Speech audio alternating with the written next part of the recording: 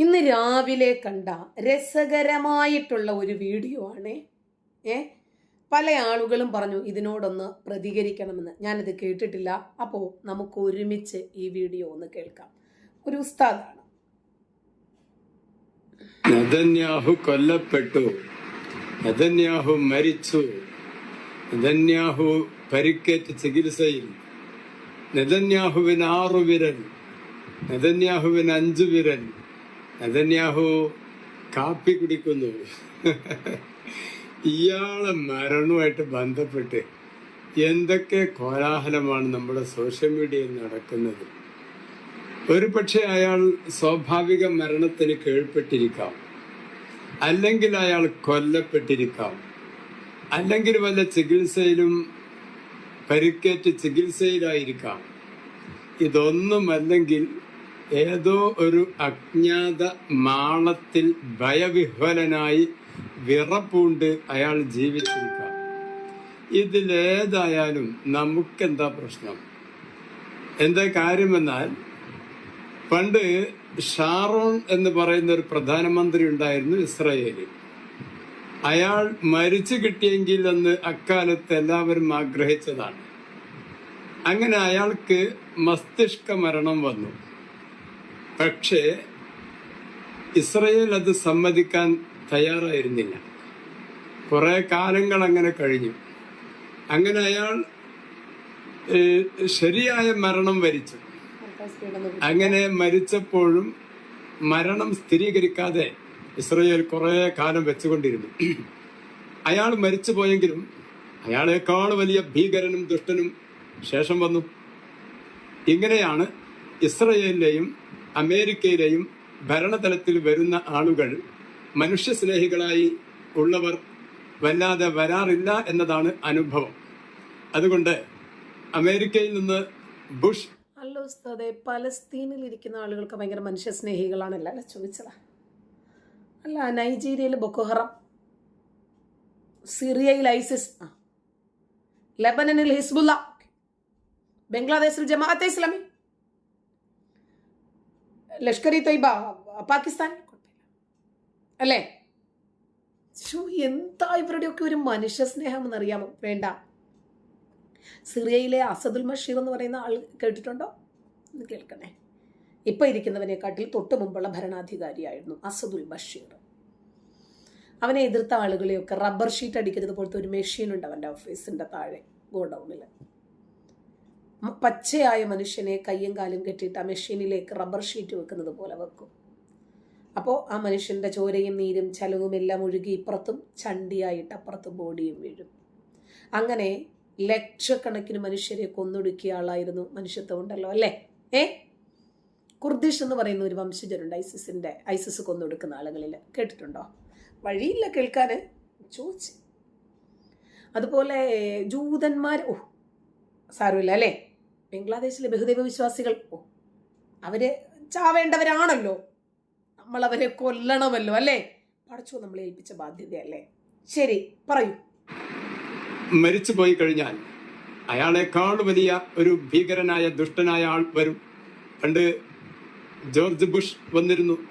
ബുഷിന് ശേഷം അതിനേക്കാൾ വലിയൊരു ഭീരാന്തരം വന്നു. ബിൽ ക്ലിന്റൺ വന്നു. ക്ലിന്റന് ശേഷം മകൻ ബുഷ് വന്നു. മകൻ ബുഷിന് ശേഷം ഒബാമ വന്നു. ഇപ്പോൾ പിന്നീട് ട്രംപ് വന്നു. ട്രംപ് വീണ്ടും വന്നു. ഇങ്ങനെ അമേരിക്കയും ഇസ്രായേലും ഭരിക്കാൻ വരുന്ന ആളുകളിൽ മനുഷ്യസ്നേഹികളും മനുഷ്യപ്പറ്റുള്ളവരും ഉണ്ടാവാറില്ല എന്നതാണ് അനുഭവം. അതിന് നമ്മുടെ മനുഷ്യസ്നേഹവും കൂടി ഇടയ്ക്കിടയ്ക്ക് എടുത്തൊന്ന് പറയണേ ഉസ്താദെ, ചുമ്മാ. കാരണം കൊമേനിയുടെയൊക്കെ മനുഷ്യസ്നേഹമൊക്കെ ഒന്ന് പറയണേ. ഇത് ഇറാനിൽ ചെന്ന് പറയാൻ എന്താണെങ്കിലും നിങ്ങൾക്ക് ധൈര്യമില്ലെന്ന് എനിക്കറിയാം. അപ്പോൾ ഇറാൻ ജനതയോട് ചോദിക്കണം, എന്തുകൊണ്ടാണ് ഇറാൻ ജനത തന്റെ കൊമേനിയെ താഴെ ഇറക്കാൻ അമേരിക്കയുടെയും ഇസ്രായേലിന്റെയും ഒക്കെ സഹായം തേടുന്നത് എന്ന്. ഉസ്താദ് മഹ്സാമിനി എന്ന് പറയുന്ന ഒരു പെൺകുട്ടിയെ കുറിച്ച് കേട്ടിട്ടുണ്ടോ? സാധ്യതയില്ല എന്ന് ചോദിച്ചതാ. എന്തിനായിരുന്നു പെൺകുട്ടിയെ കൊന്നതെന്ന് അറിയാമോ? സാധ്യതയില്ല അറിയാൻ, എന്നാലും ഞാൻ ചോദിച്ചതാ. ഒരു സാന്ദർഭികമായിട്ട് ചോദിക്കുമ്പോൾ നമ്മൾ ചോദിച്ചു പോകണമല്ലോ. തലമുടി കണ്ടു, അതായത് മക്കനെ ഇട്ടിരുന്നു പെൺകുട്ടി. മക്കനെ ഇട്ടിട്ടും ദാ മക്കനെ ഇട്ടു. നോക്കുമ്പോൾ മുടി കാണുന്നുണ്ടോ? ഉണ്ട്. അപ്പോൾ ഇങ്ങനെ വെക്കണം. ഇപ്പൊ മുടി കാണുന്നുണ്ടോ? ഇല്ല. പെൺകുട്ടി ഇവിടെ മടക്കിയില്ല, ഇങ്ങനെ ഇട്ടു. മുടി കണ്ടില്ലേ? അപ്പോൾ കൊമേനിയുടെ സദാചാര പോലീസുകാർ ഇറങ്ങി ഡിജിറ്റൽ ക്യാമറയുമായിട്ട് നോക്കിയപ്പോൾ മഹ്സാ അമിനിയുടെ തലമുടിതാ കാണുന്നു. ഉടനെ പിടിച്ചോണ്ട് പോയി വിലങ്ങിട്ട് പിടിച്ചോണ്ട് പോയിട്ട് പിന്നീട് ആ പെൺകുട്ടിയുടെ തലമുടി മുറിക്കുന്നു, ജീവനോടെ മൂക്ക് മുറിക്കുന്നു. എന്നിട്ട് ഇവിടെ നിന്ന് അങ്ങോട്ട് ഒരൊറ്റ ചവിട്ട്, ഫുട്ബോൾ കളിക്കുന്നത് പോലെ. പിന്നീട് ഇവരെല്ലാവരും കൂടെ കൂട്ടിയിട്ട് ചവിട്ടുക. ശ്വാസകോശമൊക്കെ പൊട്ടിപ്പോയി എന്നാ പറഞ്ഞേ. ശ്വാസക്കുഴല് പൊട്ടി പുറത്തു വന്നു. ICUവിൽ കൊണ്ടിട്ടു. 2-ാം ദിവസം ആ പെൺകുട്ടി മരിച്ചു. ആ പെൺകുട്ടിയുടെ നീതിക്കു വേണ്ടി, ആ പെൺകുട്ടിയെ കൊന്ന ഭരണകൂട ഭീകരതയ്ക്കെതിരെ രംഗത്തു വന്ന ആയിരക്കണക്കിന് ആളുകളെ പച്ചയ്ക്ക് പെട്രോൾ ഒഴിച്ച് കൊന്നുകളഞ്ഞ ഈ മനുഷ്യത്വരഹിതനായിട്ടുള്ള നാറി ഡാഷിന്റെ മകൻ ആയത്തുള്ള അലി ഖുമേനിക്ക് വേണ്ടി ഇന്ന് ഇവരൊക്കെ കടന്ന് ഇവിടെ കേരളത്തിൽ കിടന്ന് കൊരയ്ക്കുക. ഇറാനിലാണെങ്കിൽ സാധിക്കുമായിരുന്നോ? ഇല്ല. സിറിയയിലാണെങ്കിൽ പറ്റുമോ? Saudi Arabia, UAE, Kuwait, Oman, Bahrain, എവിടെയെങ്കിലും ആ ഭരണകൂടത്തിന്റെ ഭീകരതയ്ക്കെതിരെ ഒന്ന് ശബ്ദിക്കാൻ പറ്റുമോ നിങ്ങൾക്ക്? ഇത് ഇന്ത്യ ആയതുകൊണ്ടാ ഇതിനകത്തിരുന്നിട്ട് ഇവനൊക്കെ ഇങ്ങനെ കൊരയ്ക്കുന്നത്. അതായത് ഇസ്രയേലും അമേരിക്കയും ഭരിച്ചതൊന്നും മനുഷ്യത്വമുള്ളവരായിരുന്നില്ല എന്ന് ഈ കഴിഞ്ഞ ജനുവരി 7-8 തീയതികളിൽ 36,000 മനുഷ്യരെ ഒറ്റയടിക്കു കൊന്നൊടുക്കിയ ഖൊമേനിക്കു വേണ്ടി വക്കാലത്തുമായിട്ട് വന്നതാ ഖൊമേനിയുടെ അനിയന്റെ മകൻ. കാരണം ഖൊമേനിയുടെ വാപ്പ 2ാമത് കെട്ടിയതൊക്കെ കേരളത്തിലാ കിടക്കുന്നതെല്ലാം. ഖൊമേനി കെട്ടിയതും ഇവിടെ കിടക്കുന്നതെല്ലാം ഖൊമേനിയുടെ ചിന്ന വീട്ടുകാരാണ് ഇവന്മാരെല്ലാം. അങ്ങനെ ഇവന്മാർക്ക് ഖൊമേനിക്ക് വേണ്ടി കൊരയ്ക്കണ്ടേ, രക്തത്തിന്റെ ഗുണം കാണിക്കണ്ടേ, ചോരക്കൂറ് കാണിക്കാൻ ഇറങ്ങി തിരിച്ചതാ. നമ്മൾ വിടുവോ? വലിച്ച് കീറി ഒട്ടിച്ചേ വിടത്തുള്ളൂ. ഖൊമേനിക്കെതിരെ ഇറാനിലെ ജനത മുഴുവനും രംഗത്ത് വരുന്നത് എന്തുകൊണ്ടാ? അവർക്ക് മനുഷ്യരെ പോലെ ജീവിക്കാനുള്ള അവകാശത്തിന് വേണ്ടി രംഗത്ത് വരുന്നത്. നെതന്യാഹു മരിച്ചാലും ട്രംപ് മരിച്ചാലും നമുക്കതിൽ വലിയൊരു സന്തോഷിക്കാനുള്ള വകയൊന്നുമില്ല. അവൻ മരിച്ചാൽ, അവർ രണ്ടാളും മരിച്ചാൽ അവരെക്കാൾ വലിയ ഭീകരന്മാരും ദുഷ്ടന്മാരുമായ നികൃഷ്ട ജീവികൾ വീണ്ടും ഭരണത്തിൽ വരുമെന്നല്ലാതെ. ആയത്തുള്ള അലി ഖൊമേനി എന്ന് പറയുന്ന നരനാറിയുടെ തല തെറിച്ചാൽ അവിടെ മുമ്പ് ജനാധിപത്യപരമായി ഭരിച്ചിരുന്ന മുഹമ്മദ് റസാ ഷാ പഹ്ലവിയുടെ മകനായിട്ടുള്ള ഷാ പഹ്ലവി വരും. ജനാധിപത്യപരമായി ഇറാനിലെ ജനതയ്ക്കു വേണ്ടി, അവർക്ക് മനുഷ്യന്മാരായി ജീവിക്കാനുള്ള അവകാശത്തിന് വേണ്ടി, ജനാധിപത്യപരമായി ആ രാജ്യം ഭരിക്കാൻ കഴിവും മികവുമുള്ള ആളുകൾ അവിടെയുണ്ട്. നമുക്കതിൽ സന്തോഷിക്കാനും ഒരു വകയും കാണുന്നില്ല. ഇനി അയാള് ഭയവിഹ്വലനായി ഏതോ മാളത്തിൽ ജീവിച്ചിരിക്കുന്നുണ്ട് എന്ന് ഇരിക്കട്ടെ, എന്നാലോ അയാൾക്ക്. അല്ല, നിങ്ങൾ പറയുന്നത് മുജ്തബ ഖൊമേനിയെ കുറിച്ചോ അവന്റെ തന്ത ആയത്തുള്ള അലി ഖൊമേനിയെ കുറിച്ചിട്ടോ ആണെങ്കിൽ അത് ശരിയാ. നെതന്യാഹുവിനെ കുറിച്ചിട്ടാണെങ്കിൽ അദ്ദേഹം മാളത്തിൽ ഒളിക്കുന്ന കക്ഷിയല്ല. ഇറ്റലിയിലോ ജർമ്മനിയിലോ അമേരിക്കയിലോ ഒക്കെ പോയി അഭയം പ്രാപിച്ചിട്ട് സ്വന്തം ജനതയെയോ തന്നെ വിശ്വസിച്ച ഭരണകൂടത്തെയോ കൊലയ്ക്കു കൊടുക്കുന്ന പാരമ്പര്യം ജൂതന്മാർക്കില്ല. വല്ലാത്തൊരു കഷ്ടക്കാലം എന്നല്ലാതെ എന്ത് പറയാനാ? സ്വതന്ത്ര വായു, ശുദ്ധവായു അയാൾക്ക് ശ്വസിക്കാനാവുന്നില്ല. അയാളുടെ രാജ്യത്തിലൂടെ സൂര്യപ്രകാശത്തിൽ നടക്കാൻ അയാൾക്ക് കഴിയുന്നില്ല. തന്റെ 2023 ഒക്ടോബർ 7-ാം തീയതിക്ക് ശേഷം ഇതുവരെ തണലിൽ നിന്നും പുറത്തിറങ്ങാത്ത ഹമാസ് നേതാക്കളെ കുറിച്ചൊന്ന് കരയാമോ? ഒന്ന് പണയാമോ? ഹൂതി നേതാക്കളെ കുറിച്ചിട്ടൊന്ന് കരയാമോ? ഹിസ്ബുള്ളയെ കുറിച്ചിട്ടൊന്ന് കരയാമോ? ഇറാന്റെ അകത്ത് കയറി ഇസ്മായിൽ ഹനിയ എന്ന് പറയുന്ന ഹമാസ് നേതാവിന്റെ തലയെടുത്ത് പുറത്തു വന്ന മൊസാദിനെ കുറിച്ചിട്ട്, അവരുടെ ധീരതയെ കുറിച്ച് നിങ്ങൾ ജീവിതത്തിൽ എന്തെങ്കിലും ഒന്ന് ഓർത്താൽ ഞെട്ടിത്തരിച്ചു മരിച്ചു പോകുന്നയൊക്കെ. വീട്, തന്റെ കുടുംബം, തന്റെ പ്രധാനമന്ത്രിയുടെ ഓഫീസ് എന്തൊക്കെയാണ് ആയിട്ടുള്ളത് എന്ന് സന്ദർശിക്കാൻ പോലും അയാൾക്ക് കഴിയുന്നില്ല. അയാളുടെ നാട്ടുകാർക്ക് എന്ത് പറ്റും? യഹിയ സിൻവാറും ഇസ്മായിൽ ഹനിയയും മുഹമ്മദ് ദൈഫും ഒക്കെ എങ്ങനെയാണ് ചത്തൊടുങ്ങിയത് എന്ന് കാക്കായ്ക്ക് അറിയാമോ? ടണലിനകത്ത് യഹിയ സിൻവാറിന്റെ പൊണ്ടാട്ടി 27 ലക്ഷം രൂപ വിലയുള്ള ബാഗുമായി അങ്ങോട്ടും ഇങ്ങോട്ടും തെക്കോട്ടും വടക്കോട്ടും ഗുഹയ്ക്കകത്ത് നടങ്ങുന്നത് കാക്ക കണ്ടിട്ടുണ്ടോ? ഗുഹയ്ക്കകത്ത് ജീവിക്കാനാണ് ഹമാസ് നേതാക്കളുടെ മുഴുവനും വിധി. ഇറാന്റെ നേതാക്കളുടെ ഗതിയും അത് തന്നെയാണ്. മുജ്തബ ഖൊമേനിക്ക് എന്ത് പറ്റി? ശ്വാസം പോകുന്നുണ്ടോ? ഉള്ളിലേക്ക് എന്തേലും ഇറങ്ങുന്നുണ്ടോ? കയ്യും പോയി, കാലും പോയി, കണ്ണും പോയി, മാംസകഷ്ണത്തിന്റെ ബോധവും പോയി. ഉണ്ടായിട്ടും കാര്യമൊന്നുമില്ല. ഹാർട്ടും പോയി, കിഡ്നിയും പോയി. ഇനി എന്തിനാണ് അങ്ങനെ ഒരു കഷ്ണം? നോക്കാൻ കഴിയുന്നില്ല. അയാൾക്ക് ധൈര്യമുണ്ടെങ്കിൽ ഇസ്രയേലിൽ ചെന്ന് അവിടുത്തെ ഔദ്യോഗിക വസതിയിലോ പ്രധാനമന്ത്രിയുടെ ഓഫീസിലോ ഒരു പ്രസ് ക്ലബ്ബ് വിളിച്ചു ചേർത്തിട്ട്, ചാനലുകാരെ വിളിച്ചു ചേർത്തിട്ട്, ഇതാ ബെഞ്ചമിൻ നെതന്യാഹു ആകുന്ന ഈ ഇസ്രയേലിന്റെ പ്രധാനമന്ത്രിയാകുന്ന അതല്ല കാക്ക, മുജ്തബ ഖൊമേനിയെ കാണാനില്ലാത്തത് എന്താ കാക്ക പറയാത്തത്? നെതന്യാഹു ജീവിച്ചിരിപ്പുണ്ട് എന്ന് അലി ലാരിജാനിയുടെയും സുലൈമാന്റെയും 2 പേരുടെ ജീവൻ എടുത്തിട്ടാണ് നെതന്യാഹു വിളിച്ചു പറഞ്ഞത്, എടാ പരട്ട പന്നിക്കൂട്ടങ്ങളെ, ഞാൻ ജീവിച്ചിരിക്കുന്നു, ഞാൻ ജീവിച്ചിരിക്കുന്നു, ഞാൻ മരിച്ചിട്ടില്ല. നെതന്യാഹു എന്ന് പറയുന്ന ധീരനായ മനുഷ്യ സ്നേഹി ഇസ്രായേലിനെ സംരക്ഷിക്കും എന്ന് ജനങ്ങൾക്ക് ഉറച്ച വിശ്വാസമുള്ള നേതാവിന്റെ മിന്നൽ പ്രഖ്യാപനം നിന്റെയൊക്കെ ചെവിയിൽ ഓട്ടയില്ലടേ ഇതൊന്ന് കേൾക്കാൻ. തന്റെ ഹിറ്റ് ലിസ്റ്റിലെ 2 പ്രധാനപ്പെട്ട പേരുകൾ കൂടി ഞാൻ ഡിലീറ്റ് ചെയ്ത് ശവമടക്കിയിരിക്കുന്നു എന്നാണ് ഇറാനിയൻ നേതാക്കളെ എന്ന് വിളിച്ചിട്ട് നെതന്യാഹു പറഞ്ഞത്. ഇനിയും പട്ടികയിലുള്ള ആളുകളുടെ തലകൾ ഓരോന്നായി ഞാൻ എത്തിച്ചു തരാമെന്ന് ഇറാൻ ഒരു പ്രത്യാശയും നൽകിയിട്ടുണ്ട്. അദ്ദേഹത്തിന്റെ വീഡിയോയിൽ കണ്ടിട്ടില്ല.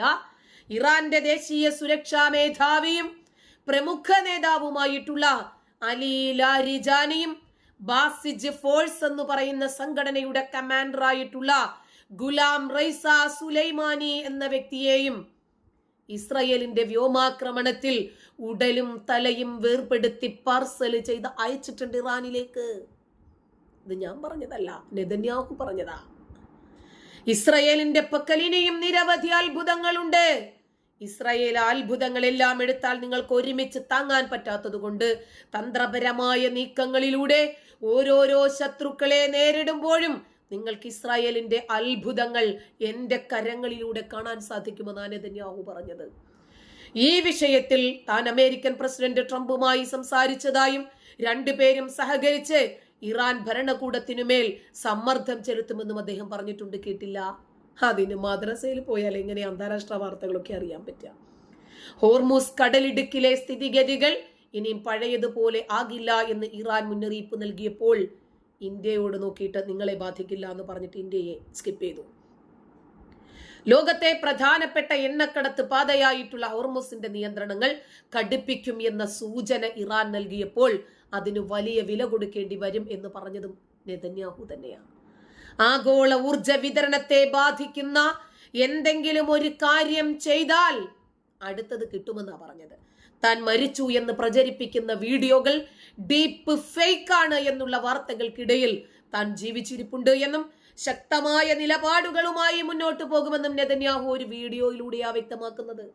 പ്രമുഖ നേതാക്കളെ ലക്ഷ്യം വെച്ചിട്ടുള്ള ഇസ്രായേലിന്റെ നീക്കങ്ങളും ഇറാന്റെ തിരിച്ചടിയും പശ്ചിമേഷ്യയിലെ യുദ്ധ സാഹചര്യങ്ങളുമൊക്കെ കൂടുതൽ നിർണായകമായി കൊണ്ടിരിക്കുമ്പോൾ ഇവരിവിടെ കിടന്ന് മുങ്ങിക്കൊണ്ടിരിക്കും. ഇവരെ നെതന്യാഹുവിന്റെ 6 വിരലുകളും ചായക്കപ്പ് പിടിച്ചിരിക്കുന്ന കയ്യിലെ മോതിരവും ആ ചായക്കപ്പിന്റെ പത താഴുന്നുണ്ടോ ഉയരുന്നുണ്ടോ എന്ന് നോക്കിയിരിക്കുമ്പോൾ, നിങ്ങൾ അങ്ങനെ അതും നോക്കിയിരിക്കുമ്പോൾ നിങ്ങളുടെ തലയെടുക്കുന്ന തിരക്കിലാണ് നെതന്യാഹു. തന്നെ വിശ്വസിച്ച് ഒരു ഭാരിച്ച ഉത്തരവാദിത്വം തന്നെ ഏൽപ്പിച്ചിരിക്കുന്ന ജനതയോട് തനിക്ക് കുറേയധികം ബാധ്യതകളുണ്ട് എന്നാണ് നെതന്യാഹു മനസ്സിലാക്കുന്നത്. മുമ്പ് ഒരാള് ഒരു പോസ്റ്റ് ഇട്ടേക്കാണ്, ഞാൻ അടുത്ത വർഷം, അതായത് 364 ദിവസങ്ങൾ പിന്നിടുമ്പോൾ ഞാനൊരു മെർസിഡസ് ബെൻസ് വാങ്ങുമെന്ന് അദ്ദേഹം എഴുതി. അതിൻ്റെ അകത്ത് വന്ന കമൻസ്, എടാ ആദ്യം അതിൻ്റെ സ്പെല്ലിംഗ് എങ്കിലും തെറ്റില്ലാതെ ഒന്ന് എഴുതാൻ പഠിക്കുന്നു. അപ്പം അദ്ദേഹം 2-3 ദിവസം കഴിഞ്ഞപ്പോൾ വന്നിട്ട് ആ കമൻറ്റിന് മറുപടി നൽകുവാണ്. രസകരമാണ്, അത് വൈറലായ ഒരു പോസ്റ്റാണ്. നിങ്ങൾ എൻ്റെ സ്പെല്ലിംഗ് മിസ്റ്റേക്ക് നോക്കിയിരിക്കൂ, ഞാൻ മെർസിഡസ് ബെൻസ് വാങ്ങാനുള്ള പണം ഉണ്ടാക്കുന്ന തിരക്കിലാണെന്ന് എന്ന് പറഞ്ഞതുപോലെ നിങ്ങൾ നെതന്യാഹുവിന്റെ വിരലുകൾ എന്ത് അത്ഭുതം കാണിക്കുന്നു എന്ന് നോക്കിയിരിക്കൂ. അദ്ദേഹം നിങ്ങളുടെയൊക്കെ നേതാക്കന്മാരുടെ തല കൊയ്തെടുത്ത് പാർസൽ ചെയ്യുന്ന തിരക്കിലാണ്. മരിച്ചിട്ടില്ല, പരിക്കേറ്റിട്ടില്ല, സുരക്ഷിതനായി ഇപ്പോഴും ഇതാ ഇവിടെ ഉണ്ടെന്ന് പറഞ്ഞ് ഒരു മീറ്റിംഗ് വിളിക്കാമോ? വിളിച്ചിട്ടുണ്ട് ഉസ്താദെ. അതിന് പോലും കഴിയുന്നില്ലെങ്കിൽ അതിനും വലിയൊരു പരാജയം എന്താണ്?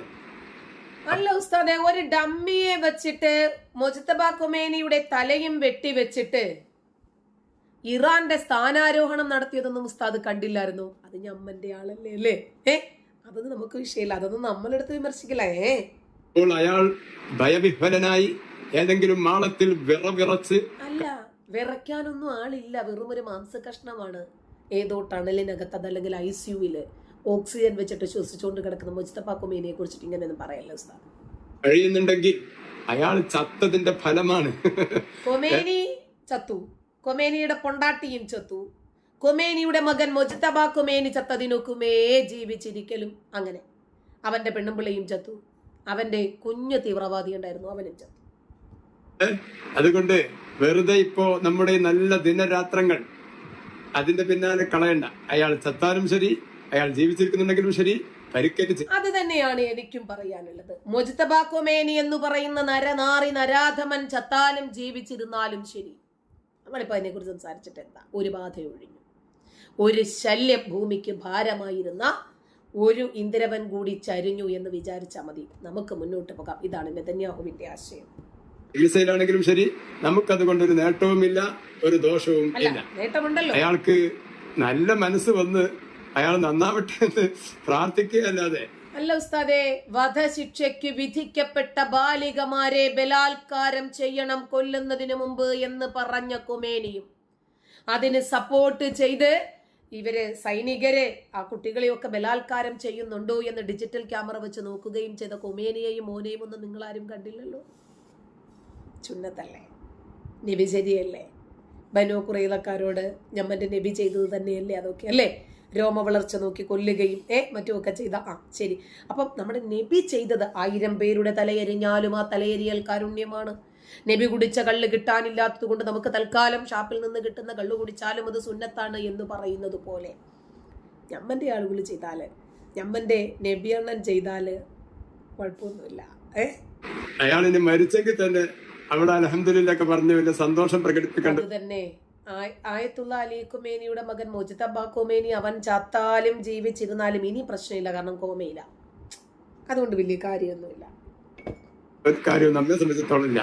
മുസ്ലിമീങ്ങൾക്ക് വലിയ വലിയ ശത്രുക്കൾ എത്രയോ വന്നു പോയതാണ്, ഇനിയും വരികയും ചെയ്യും. ലോക മുസ്ലിമീങ്ങൾക്ക് സമാധാനം. ഉസ്താദെ, ചുമ്മാ ഇരിക്കുന്ന ആളുകൾക്ക് ശത്രുക്കൾ എങ്ങാനും ഉണ്ടാകുമോ? നമ്മുടെ MBSനൊന്നും അങ്ങനെ ശത്രുക്കളൊന്നും ഇല്ലല്ലോ. എന്താ, MBS ലോകം അംഗീകരിക്കുന്ന ആദരിക്കുന്ന നേതാവാണല്ലോ. അദ്ദേഹത്തിനൊന്നും ഇത്രയും വലിയ ശത്രുക്കളൊന്നും ഇല്ലല്ലോ. അതെന്താ?